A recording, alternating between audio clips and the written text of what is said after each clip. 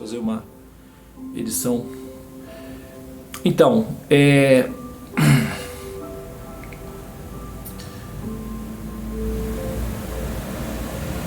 o mapa, nós temos são 9 princípios que nós temos. No total são 33 princípios gerais, são 33 peças, ou são 33 códigos, né, criptografias, que combinadas dão o conjunto do mosaico, que é o que nós chamamos de mapa, ou astrologia. O sistema de astrologia, que em sânscrito é conhecido como a Jyotisham.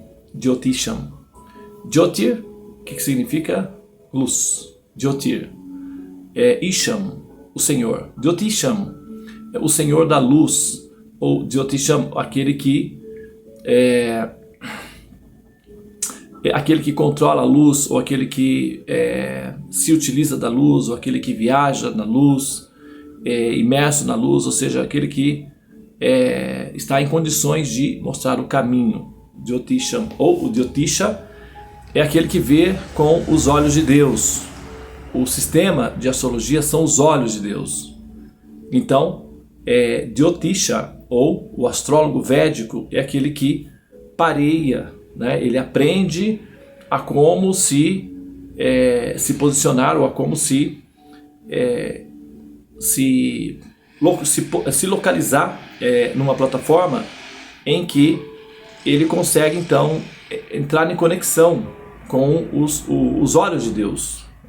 Isso é o que permite com que ele possa ver o arquivo confidencial no mapa. O mapa é o arquivo confidencial. Esse arquivo ele foi criado por uma instância superior, ou por uma inteligência superior. E essa instância superior, ou essa inteligência superior, é a suprema personalidade de Deus. Portanto, o mapa, quando ele é aberto, nós temos o arquivo confidencial que conta a história, que vai mostrar o roteiro que o jogador, ou seja, a alma, vai fazer com aquele personagem específico que ela está vivendo. Então, esse roteiro ele tem uma função didática, tá? Acontece que o jogador, ou a alma, assim, ela muda de avatar continuamente, então, muda de personagem, muda de corpo continuamente. Então, a média humana, 70 a 100 anos, é mais ou menos o tempo disponível que cada jogador tem para jogar o jogo, assimilar o máximo de informação possível e, eventualmente, se ele for um jogador rápido, né, se ele não for muito letárgico, distraído, então esse jogador pode, eventualmente, equacionar o sentido da existência e despertar no Supremo, voltando ao lar, voltando ao Supremo, tá? Vai depender muito do interesse que o jogador tem por finalizar a etapa, né, que é a forma humana, ou equacionar o sentido a motivação, né, para estar na forma humana, qual é a função da forma humana, qual é o conteúdo a ser assimilado enquanto se vive a condição humana, a série humana, etc. Então, o jogador, a distração que o jogador terá e que vai fazer com que ele não perceba ou não foque no sentido último do processo de viver, que é a existência em si, são o que os Vedas chamam de a ilusão, ou Maya, né, as delícias, os prazeres dos sentidos. Tá? Então, nós, jogadores, condicionadas ao corpo, passamos a pensar que nós somos o personagem que nós estamos vivendo. E não há decreto, não há Cristo, não há quem consiga tirar isso da nossa cabeça facilmente, a não ser que haja um sistema de descondicionamento, que é um sistema de desprogramação mental, que é o que nós chamamos de Anartha Nivritti, que é purificação do coração. Então, enquanto a alma está contaminada com a motivação externa da existência, ela não consegue enxergar o sentido objetivo da vida humana, e com isso ela vai então tentar ser feliz no estado de condicionamento.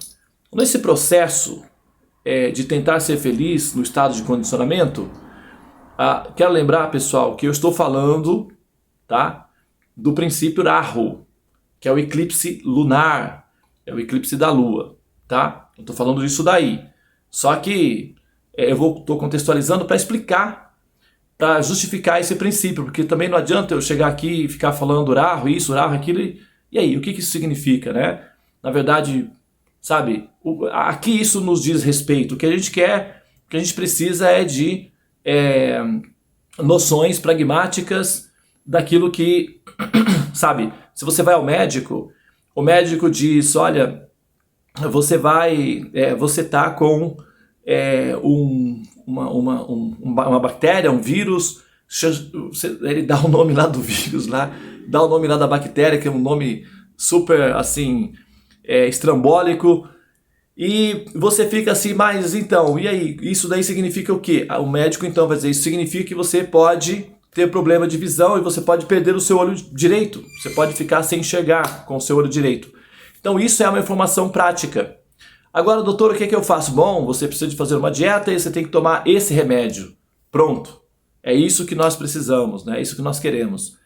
Então, não adianta eu ficar falando esotericamente do conteúdo de Rahu. Eu preciso ser objetivo na minha abordagem, porque isso pode ser útil para você. Eventualmente você pode entender o que eu estou falando, e essa explicação pode ajudar você a sair do labirinto da escuridão, que é a ilusão em que nós vivemos. Muito bem, então, voltando ao ponto, eu vou chegar até o porquê ocorre esse princípio Rahu no mapa.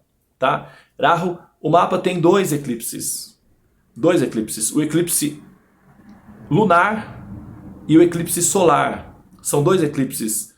Cada eclipse tem um fator completamente diferente um do outro, tá? Eles começam parecidos, mas eles têm destinos completamente diferentes. Como, por exemplo, quando você dois aviões saem do mesmo aeroporto, com 1 grau de diferença apenas na rota, né? Eles vão traçar uma rota paralela. E apenas 1 grau de diferença, depois de 10 horas de voo, simplesmente dá uma realidade totalmente diferente, né, do destino final. Então assim também são os eclipses da noite, que é o eclipse Rahu, que é o que nós estamos falando aqui, e o eclipse solar, que é Ketu, que tem outra configuração. A gente vai falar sobre ele num outro momento aí, tá?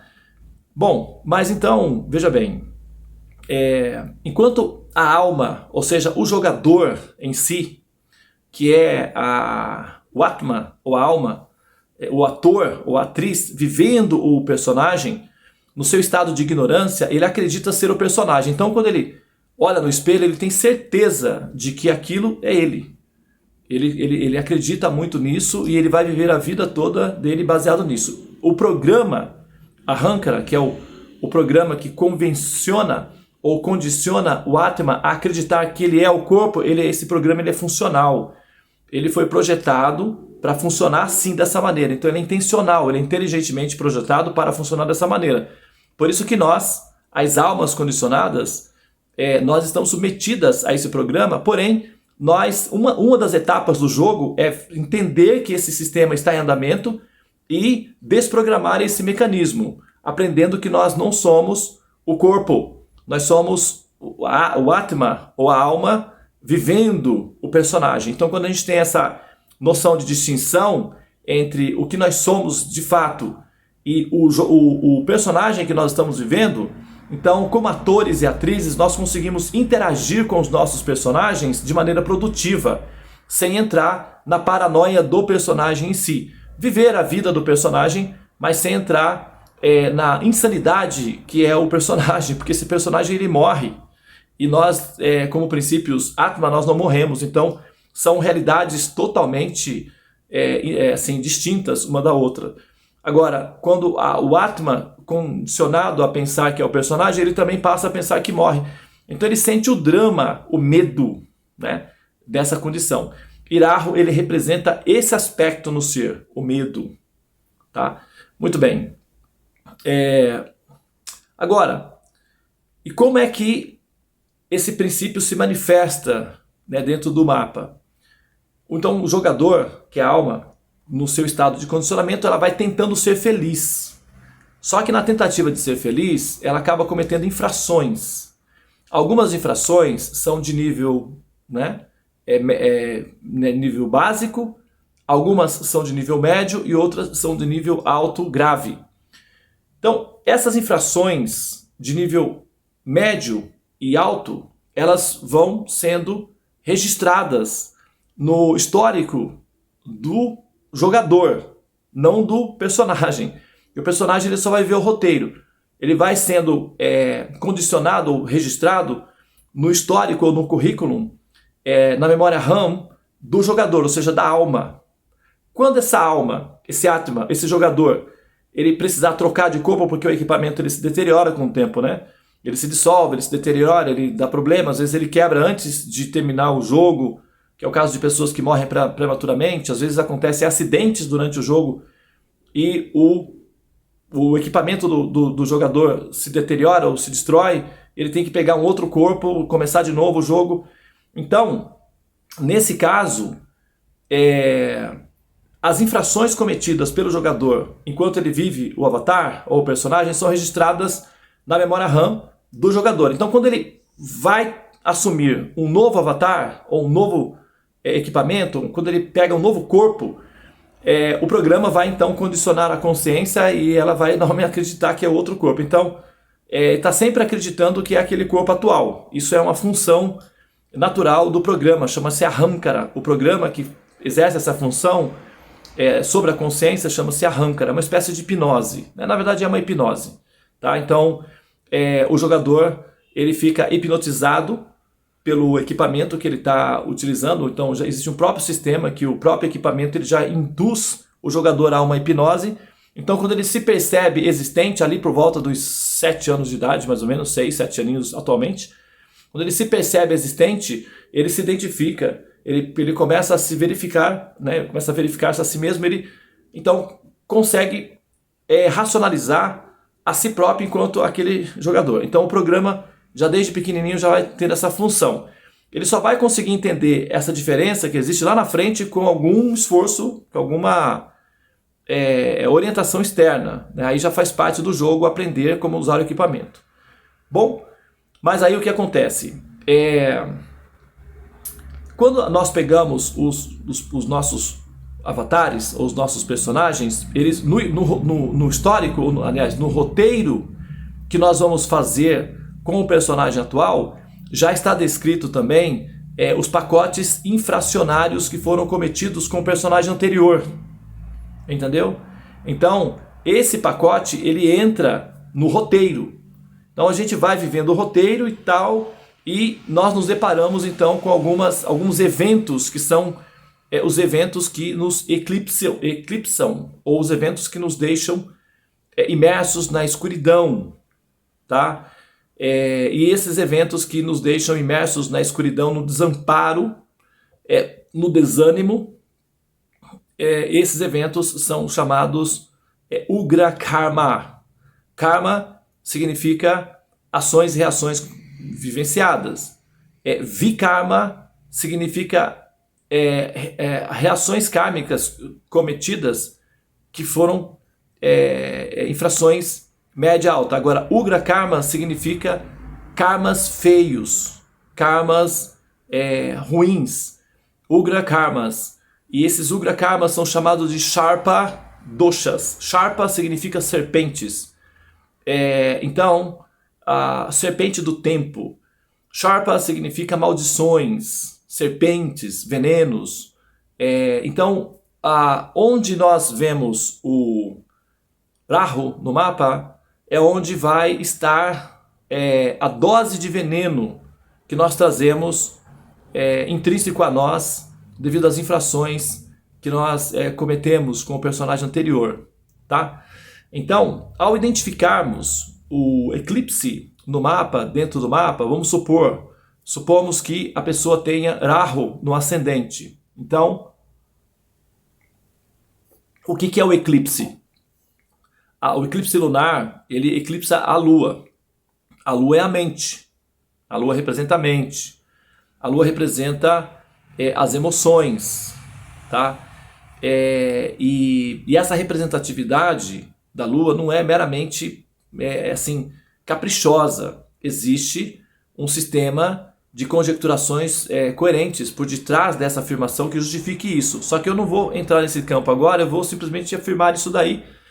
E no momento você vai, talvez, quem sabe, aí acreditar em mim, mas você também pode pesquisar isso que vai estar disponível.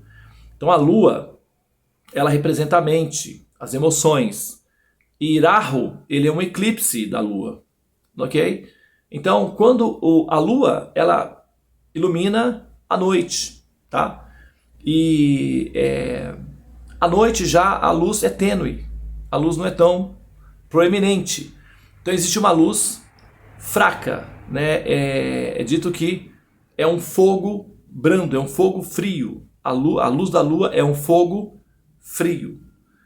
Bom, agora, se você tem um ambiente que assim, a luz é enfraquecida e ao mesmo tempo você tem algo que cobre essa luz, então ocorre a penumbra, que é a escuridão.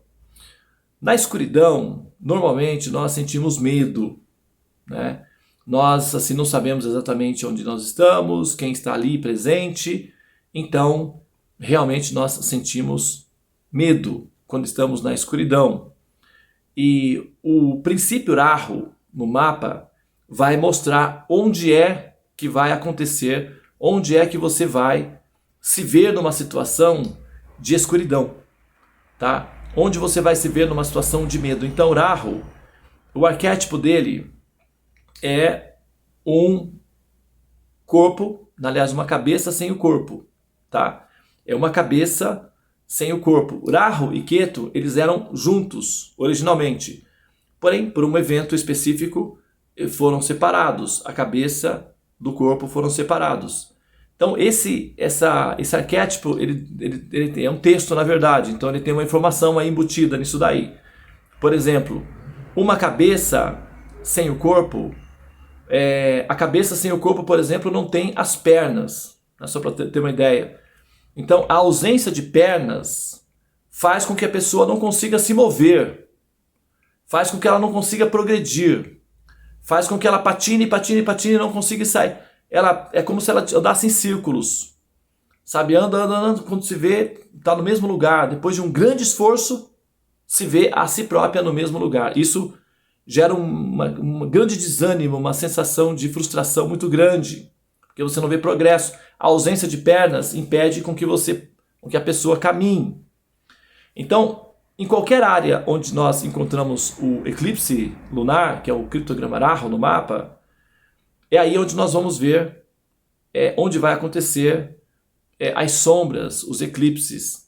E no eclipse, o elemento que esse criptograma representa é a fumaça, ok? É a fumaça. Então, nesse sentido, quando ocorre esse fenômeno Rahu, ocorre uma fumaça. E na fumaça, o que acontece? As pessoas se desencontram, se perdem, ou eventualmente pode até acontecer acidentes, como por exemplo, numa neblina, numa estrada com neblinas, é muito comum haver engavetamentos, aqueles acidentes, né, contínuos de vários carros ao mesmo tempo. Por quê? Justamente isso, né? A neblina, a fumaça, impede que a visão esteja disponível, ou seja, acontecem acidentes. Então, desencontros, ansiedades, medos. O arquétipo, a cabeça sem o corpo, não tem, por exemplo, as mãos. Então, a pessoa se sente impotente, como se ela não pudesse fazer nada, como se ela não conseguisse fazer nada em relação àquilo. Ela se vê sofrendo algum tipo de situações contínuas e ela não consegue fazer nada porque ela se vê impotente perante esses problemas que ocorrem. porque eles são chamados Ugra Karmas. E Ugra Karmas, eles são o resultado de atividades irregulares ou atividades infracionárias ou infrações em que não dá para se aplicar alternativas de correções, por exemplo, como uma pessoa comete um crime, por exemplo, ela vai e quebra um patrimônio público, daí ela é pega em flagrante, então ela tem a opção de pagar uma multa, né, ou para poder reparar o patrimônio público, ou então ela vai fazer serviços voluntários, por exemplo, ela vai, sabe, no museu, ela vai trabalhar em algum lugar para poder reparar aquilo ali, tá? Então, só que uma infração simples pode ser trocada por serviços voluntários, mas assalto à mão armada, por exemplo, aí já não tem como negociar, é uma infração muito grave. Então, Ugra Karma são infrações graves em que não há muita possibilidade de negociação, a não ser que haja algum tipo de atenuante ou que o advogado da pessoa em si, do cliente, seja muito bom e tenha uma boa articulação para conseguir ali alguns benefícios que possam atenuar os efeitos da pena que o cliente dele está, sabe, vivenciando. Então, se a pessoa tem um bom advogado, ou seja, um bom astrólogo, que tem uma compreensão, que tenha uma especialização, que saiba como lidar com esse princípio, esse eclipse, e ao mesmo tempo, porque também não basta ser um bom advogado. O advogado ele tem que ser bom e o cliente tem que ser cooperativo com o advogado, porque às vezes o advogado é muito bom e o cliente é indisciplinado. Então, o advogado até consegue alguns avanços, mas devido à indisciplina, devido à não cooperação do cliente, o juiz acaba não validando as conquistas do advogado, também tem isso. Da mesma forma, por exemplo, o astrólogo, ele pode até ser um bom astrólogo e entender na sua complexidade as funcionalidades desse criptograma Rahu e como aplacar, né, os efeitos concomitantes à sua presença. Então, o astrólogo ele até pode elaborar remédios, tratamentos para aquele efeito. Entretanto, se o jogador, se o cliente não é muito cooperativo, não participa do tratamento de maneira apropriada, então o remédio não tem o efeito. Né? Como o médico, por exemplo, o médico ele pode ser um excelente médico, ele dá então uma receita para o paciente, a receita tem uma probabilidade de 80% de funcionar, de dar certo, mas o médico depende de que o paciente entenda o mecanismo e coopere para que ambos, trabalhando juntos, consigam vencer aquela doença, etc. Então, um astrólogo védico que entende e compreende as formas de efeitos que esse princípio Rahu produz no mapa, ao mesmo tempo que também compreende as técnicas de antídotos de tratamentos para esse tipo de problema, então ele pode aplicar princípios de tratamentos, são chamados upayas ou upayas. Existem dois caminhos que são seguidos pela alma condicionada. Uma é o caminho de Maya, a ilusão, e o outro é o caminho de Upaya, que significa o antídoto para a ilusão, ou seja, que é Moksha, né, a liberação. Então, a presença do eclipse lunar no mapa vai identificar onde a pessoa se sente impotente, onde ela se sente, talvez, vamos dizer assim, entre aspas, castigada, porque na verdade o karma, ele é uma cobrança muito rígida, e como nós não... uma das regras do jogo é que nós não acumulamos memória, porque senão isso geraria um conflito na terapia, por exemplo, da existência. Então, a memória, os chips de memória de cada personagem é descartável. Então, assim que você conclui o tempo disponível com o seu personagem, o chip de registro ele fica descartável, ele deixa de existir. O que fica registrado na memória RAM, que é o chamado estado de inconsciente, são os resultados os resultados da produção de conhecimento. Então, as experiências particulares, as infinitas e milhares de informações são deletadas, o que se capta, o que fica registrado é o resultado consequente, que é a produção de conhecimento das infinitas, não infinitas, mas das centenas e milhares de experiências vividas.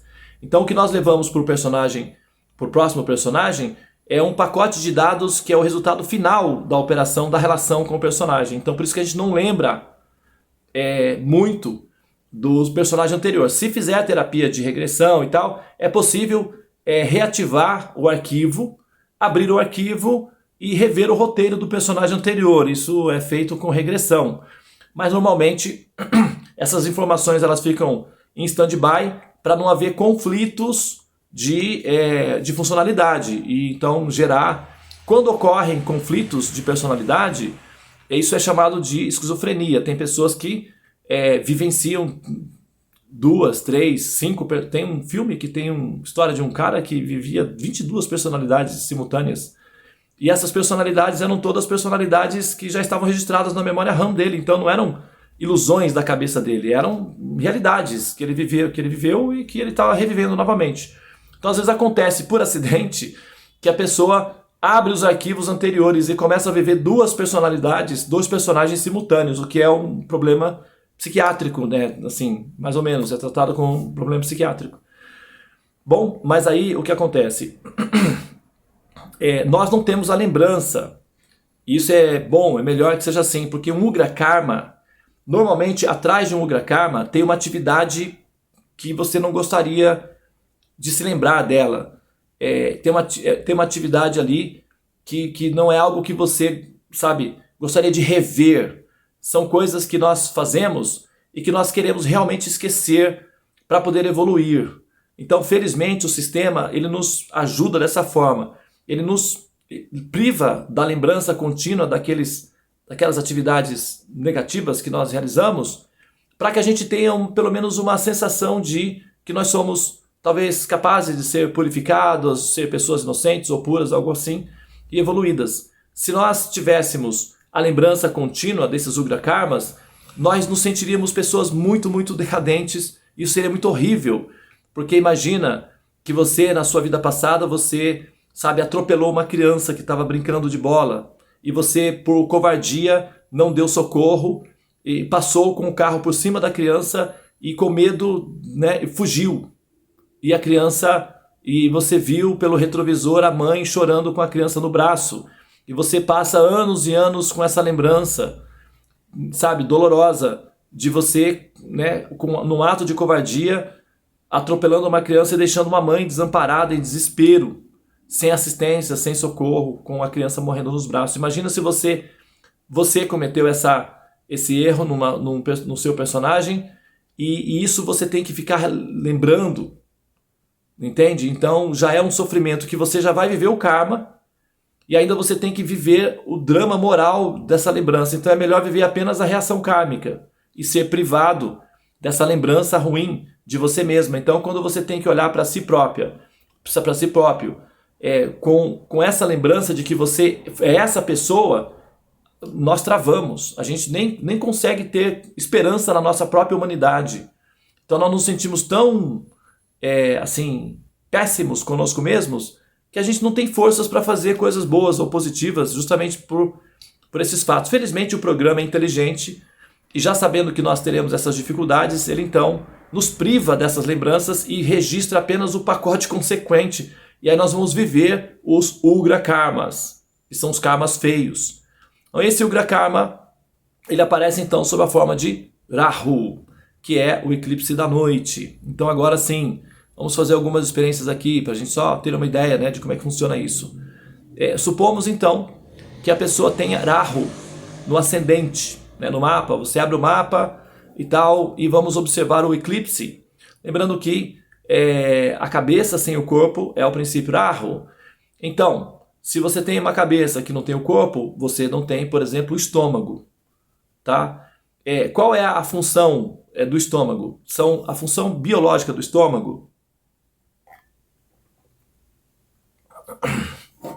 A função biológica do estômago é que ele digere os alimentos.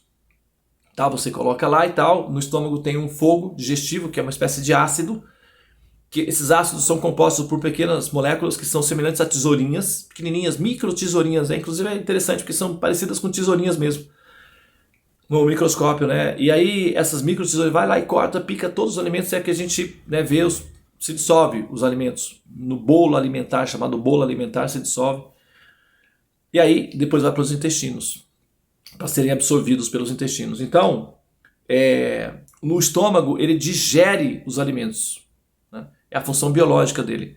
A função psicológica do estômago é produzir satisfação no ser.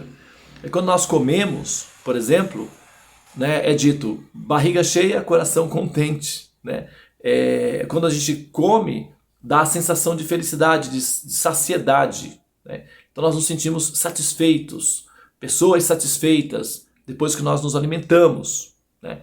Agora imagina que você não tem o estômago, então aquela sensação de satisfação não vai acontecer.